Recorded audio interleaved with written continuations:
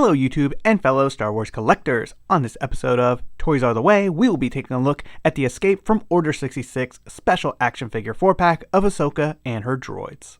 So I'm finally getting around to opening up this set, and I gotta say that I'm a little bit more impressed with it now that I finally have it in hand. It's definitely a nice offering. Yes, it is a bit expensive, and I do think there's some things they could have done to make this a little bit more worth its dollar, but I am also very happy to see very random background droids added to our collections.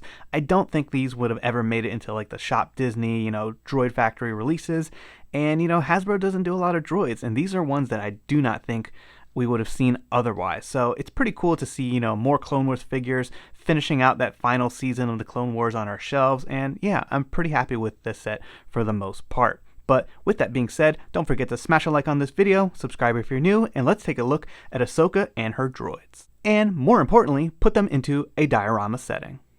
Taking a look at the box, we have our standard special action figure 4-pack. We have 4 carded figures inside, looking pretty good, and then we have the Clone Wars logo on the top left corner, followed by the sunburst with each character's name and the Kenner logo on the opposite side.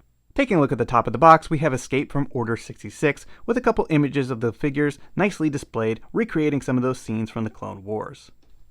Taking a look at the back of the box, we have the Clone Wars logo in the top left corner, and then we have the Vintage Collection one on the opposite side. Additionally, we have a fantastic image of Ahsoka and all of her droids taken directly from the episode of the Clone Wars during that Order 66 arc.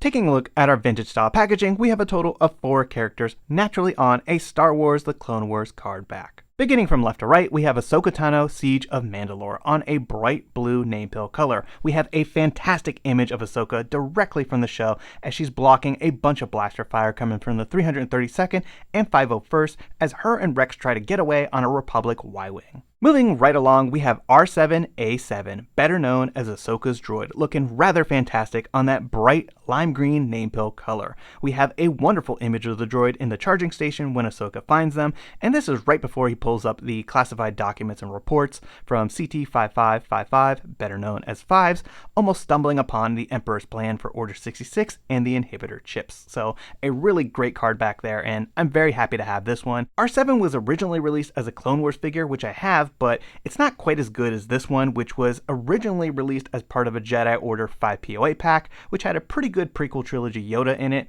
and I never got around to picking that up, and it was always high dollar on the secondary market, so I'm actually really happy to see another release for R7.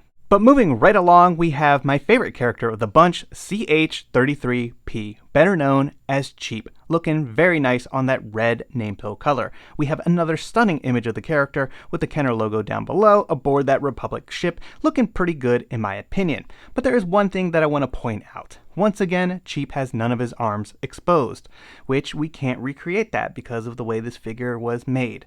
Another thing to point out is he's seen here with his third middle strut, which again, we don't unfortunately have. A bit of a bummer, and I wish they would have put a little bit more consideration into that. The other thing I just want to point out is Cheap is a very small character.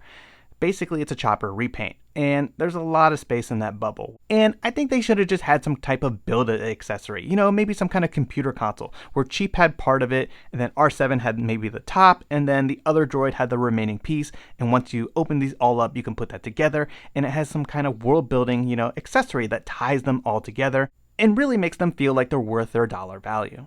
And lastly, we have RG-G1, better known as Gigi, looking pretty good on that yellow name pill color, which really goes well with this droid's color scheme. Naturally, we have an image of the character taken directly from the show with the Kenner logo down below, and I'm pretty sure this is also in the charging room station when Ahsoka finds them and asks for their help during this Order 66 chaos. Taking a look at the back of the card, each one of these characters has their VC number, name, and a small description about them, followed by the Vintage Collection logo placed down below, and additional images of the card and figure. Ahsoka is VC 202, which is the same number as the previous Ahsoka Tano Mandalore.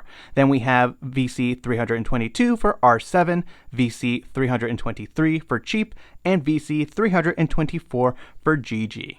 So all in all, this is going to make a fantastic addition to my Clone Wars carded collection. And one thing I did want to point out is that all of these cards are actually punched for some reason. We typically see these unpunched in these special action figure 4-packs, and for some reason, Hasbro didn't do that this time. Not a deal breaker for me. I'm not really too obsessed when it comes to unpunched and punched cards, but it's just something I wanted to point out. And one last thing before we move on, we have to take a look at both VC202 card backs. We have Ahsoka Tano Siege of Mandalore here on the left, and the old Mandalore release on the right. And I've got to say that the new card image is really speaking to me. It's going to be a fantastic addition to my carded collection.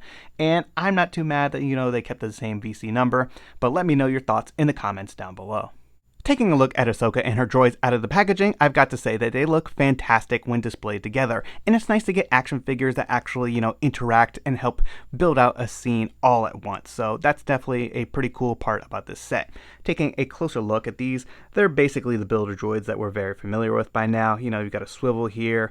You can remove that arm and leg if you really choose. It's got the wires on there. You can remove the dome if you choose to do that as well, simply by, just taking it apart right there. There is no paint applications on the gears or anything like that, which is a bit of a shame. So it would have been nice to see that, especially, for this price point, just add a little bit more paint there. And then you can always remove the middle strut, which is nice, but you can also put it back like so and have him roll around like that. It's got a little bit of articulation there on the foot. And like I said, it's not anything that we've never seen before. R7 is pretty much the same. You got some nice paint applications on here. Everything's done very nicely. There's no like bleeds or anything like that I can see. And yeah, very nice to get that droid. But the main thing I wanted to go over was cheap. He's got this one arm, and most of the time when he's expressing himself with his arms, he does have one arm, and he's just doing his little thing. But he did have a second arm that he put up when the 501st and 332nd Clone Troopers, just blasted him away for being a traitor. So it would have been cool to have that second arm to recreate that scene. And I just don't know why Hasbro opted to tool this figure the way they did. So if you take this off, you can see the arm is inserted in there, and then it's got a bit of a peg, like a washer almost, that then prevents it from being pulled out. The only way to get that arm out is to, separate the seam on his dome, which I don't know if that's glued or what. I haven't really investigated too much, and I don't really want to break this figure because I like him quite a bit. So that's something I wish Hasbro would have thought about more, just making this something that we could take out, put back in, swap arms, whatever. It would have been a cool way to display this figure. He's also got that little arm in the front, just like Chopper, and for the most part is, like I said, a repaint of that figure, which is not exactly accurate, but, he looks pretty good for what he is. And then again, they should have really included that middle strut as well.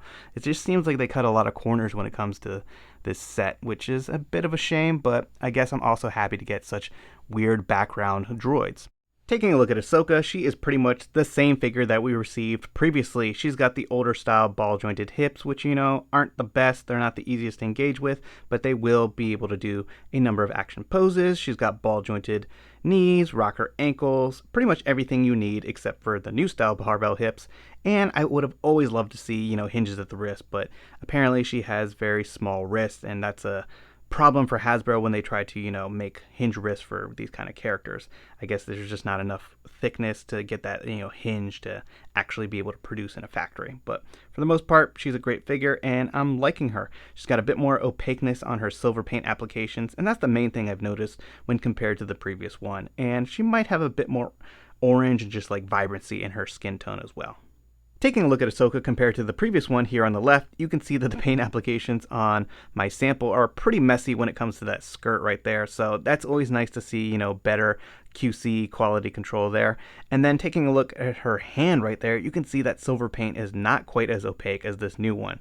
So that is a big plus, but other than that, these are pretty much exactly the same figure. This 4-pack definitely had mixed feelings during the reveal. Many were excited, but were also turned off by the price tag. Regardless, I'm really enjoying the Clone Wars Season 7 world building for the Vintage Collection, and would like to see more releases covering this and all of the Mandalore stories. While I really look forward to displaying these figures in my Clone Wars collection, I must say that Hasbro should have included some world building accessories with these droids. They are absolutely fantastic, but don't pack a lot of value given their size and limited articulation. The paint applications are great. and the Build-A-Droid mold is without a doubt the best sculpt that we have for astromechs, but the more accessories the better in my opinion. Additionally, the Ahsoka figure should have been altered in some way, shape, or form. The community has been begging for unlit saber hilts at a minimum, and this would have also been a nice opportunity to add the battle damage weathering to her arms that's seen on the cardback image. Regardless, this set is an awesome addition to my shelf display, dioramas, and action figure photography.